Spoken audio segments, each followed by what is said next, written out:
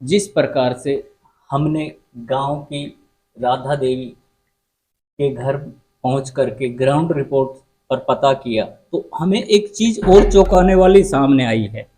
और वो चौंकाने वाली चीज जो है वो ये है कि इधर एक कमरा इनका इधर है, तो दूसरा कमरा इधर है जहाँ पर ये राधा देवी जी और उनकी एक पड़ोस की महिला बैठी हुई है, और उनकी ये रसोई है। उसके अलावा जब हमने पाया तो देखा कि यहाँ पर शौचालय कहीं भी नहीं है, जबकि सरकार केंद्र की हो चाहे राज्य की सरकार हो, शौचालय जो है वो बनाने की दावा कर रही है कि हर गांव को, हर घर को बाहर जाने के लिए मना किया है कि भैया आप बाहर नहीं जा सकते। लेकिन अगर आप देखोगे तो इस घर में कहीं शौचालय तो है ही नहीं। चलिए एक बार हम राधा जी से पूछते हैं कि राधा देवी जी, आपके घर में शौचालय नहीं है तो आप कहाँ पर जाते हो?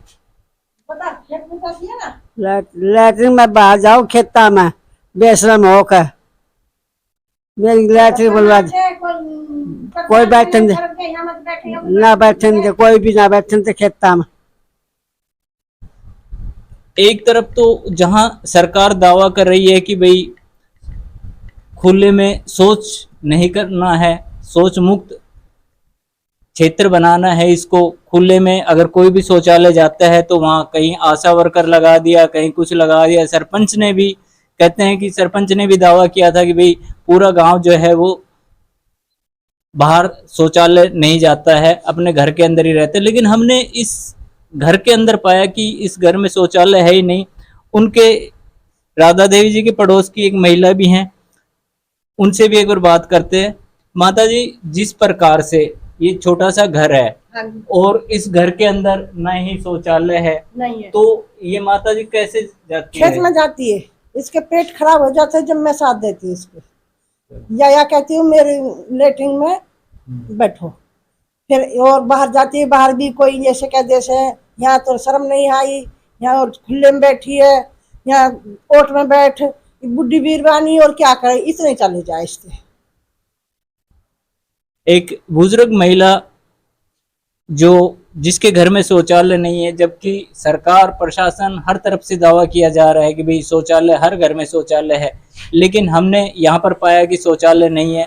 और इन्होंने भी बताया कि बुजुर्ग महिला जो है, जब रात का अंधेरा होता है या सुबह उजाला होने से पहले जो है वो धीरे धीरे, क्योंकि बुजुर्ग महिला है, धीरे धीरे कहीं खेतों में जाती है, वहाँ भी इन्हें कुछ लोग टोक भी देते हैं कि इस तरह से ठीक नहीं है। लेकिन प्रशासन, सरकार की लापरवाही आप यहाँ भी देखने को आपको मिल सकती है। योगेश जी, एक चीज बताइए आप हमें कि आपके, अब तो आप नगर परिषद का हिस्सा हैं, लेकिन इससे पहले सरपंच ने भी कुछ दावा किया था। देखो जी, सरपंच ने ये कहा था कि हमारा गांव पूरा शौच मुक्त हो गया है, और उन्होंने गांव के चारों तरफ अपने मेंबर्स खड़े किए थे और अपनी आशा वर्कर्स खड़ी की थी, हेल्थ कर्मचारी थे वो खड़े किए थे, स्कूल वाले खड़े किए थे, और गांव के चारों तरफ खड़े करके और ये रिपोर्ट बनाकर भेजी थी कि जी हमारा गांव शौच मुक्त हो गया है, बाहर खुले में शौच मुक्त हो गया है और सब अपने घर पर करते हैं। लेकिन इसके घर में बेचारी की शौचालय नहीं थी, शौच मुक्त कैसे हो सकती है? इसको खुले में जाने पर मजबूर है, ये इसके पास ये सुविधा नहीं है। हमने इसको कई बार सुबह जैसे हम ड्यूटी पे जाते देखते हैं, बेचारी जाती है खुले में बैठती है। अब बहुत लोग इसको टोक देते हैं, वहां से उठा देते हैं, भगात की जिसका खेत हो कौन होने देगा, आजकल खेत में कोई बैठने नहीं देता, लेकिन बेशर्म होकर बेचारी जाती है। ये बहुत ही सरकार की मैं कहूँ नाकामी एक तरह से। और ये सिर्फ ग्राउंड रिपोर्ट में ना चीजें नहीं देखी जा रही है, मूलभूत सुविधाएं नहीं देखी जा रही कि आदमी किस तरह से जी रहा है, क्या उसको वास्तव में उसका अधिकार मिल रहा है। लेटरिन गांव में बनी है, सरकार के माध्यम से बनी है, लेकिन उनको बनी है जिनके पास जो मतलब सक्षम थे, अपना बना सकते थे, लेकिन जिनको वास्तव में जरूरत थी, जिसके आगे पीछे कोई नहीं है, उसको वो सुविधा नहीं मिली है। जो सुविधा मिलनी चाहिए वो उनको नहीं मिली है। तो जिस प्रकार से ये सुविधाएं नहीं मिल पाई हैं गांव में, तो क्या आपने कभी सरपंच से या नगर परिषद से या इस तरह से आपने कोई गुहार नहीं लगाई? देखो जी, इसने मेरे को एक दो बार पर्सनली बोला था कि बेटा मेरा लेटरिन बनवा दे, तो मैंने इसको बोला था माता जी मैं अपने पैसों से बनवा सकता हूँ, आप अगर बनवाना चाहती है तो मैं बनवा दूंगा, लेकिन मैं इसकी एक बार सरपंच से बात करूंगा। तो सरपंच से मैंने बोला था, सरपंच ने कहा था कि अब पंचायत की भंग हो चुकी है, अब इलेक्शन आ रहे हैं, आगे इलेक्शन हो तब बनवाएंगे। उसके बाद मीन टाइम फिर सरपंच चले गए, पंचायत भंग हो गई, नगर परिषद में आ गया। अब यही नहीं पता कि जाना किसके पास है, अब हमें यही नहीं पता कि जाना किसके पास है, तो बनवाएगा कौन? अब या तो सीधे हम एसडीएम साहब से मिले, उनको बताएं कि जी इनकी समस्या ये है।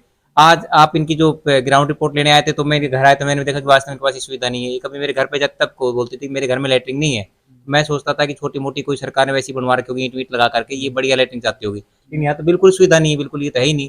तो इसको तो सुबह उठते ही कहाँ जाती होगी, तो सुबह की जरूरत, आदमी उठते ही आदमी पहले शौचालय से निवृत्त होता है, तो ये कहाँ जाती होगी। मुझे तो बड़ी परेशानी इस बात को देखकर, आज मैं आप लोगों के साथ आया, मैंने देखा तो वास्तव में बड़ी समस्या है। तो जब हम इस घर के अंदर से ग्राउंड रिपोर्ट कर रहे हैं तब हमें भी एक चीज महसूस हुई कि वास्तव में यार, जब हमने पाया कि भाई रसोई भी चलो बना रखी इन्होंने चूल्हा डाल करके, और इधर कमरा भी है, एक छोटा सा कमरा ही है, लेकिन लैट्रिन जो है वो नहीं है, शौचालय नहीं है, तो एक बुजुर्ग महिला शौचालय कहाँ जाएगी।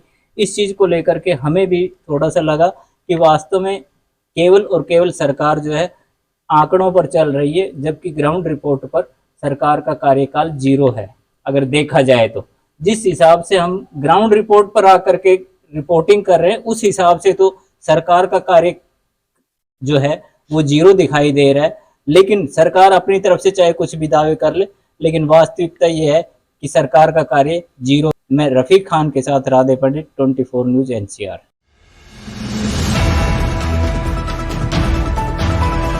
24 न्यूज NCR सोशल मीडिया पर आधारित न्यूज चैनल है जो हिंदी में सभी प्रकार की लाइव ब्रेकिंग न्यूज, राजनीतिक हलचल, भक्ति, श्रद्धा और आस्था के साथ साथ मनोरंजन, बॉलीवुड, फिल्म टॉक्स और बिजनेस की खबरों को आप तक पहुंचाता है।